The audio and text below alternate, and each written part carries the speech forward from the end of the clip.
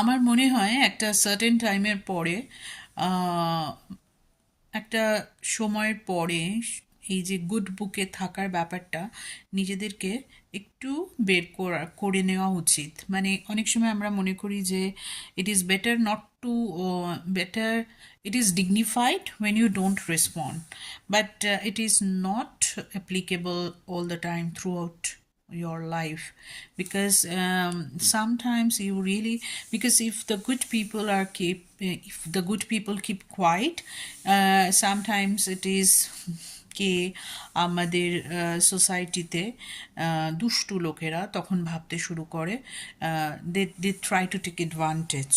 তো আহ, আজকে ওইটাই আমার কাছে মনে হচ্ছিল যে সব সময় লেট গো করা, I think it's not needed. You have to speak up, you have to tell your point. And throughout my life I choose um, not to play a victim card.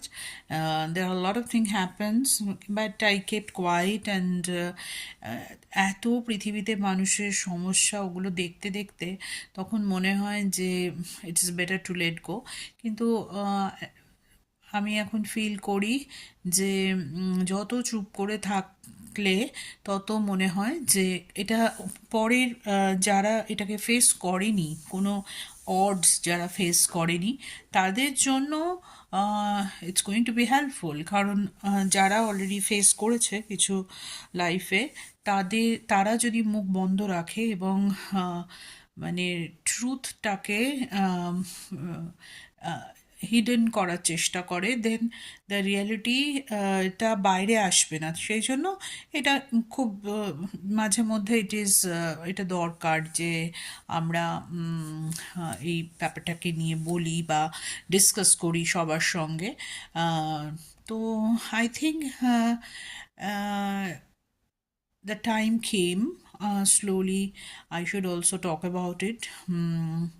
সময়ের সাথে সাথে আমিও বলবো। প্রত্যেক লাইফের যে জীবনের যে অভিজ্ঞতাগুলো থাকে মানুষের, তারা অনেক সময় শেয়ার করে, and some people who are private person বা তারা এত টকেটিভ নয়, তারা গুছিয়ে বলতে পারে না। কিন্তু যেহেতু আমি বলতে পারি, তাই আমি আপনাদের সাথে কোনো না কোনো সময় শেয়ার করব কিছু কথা।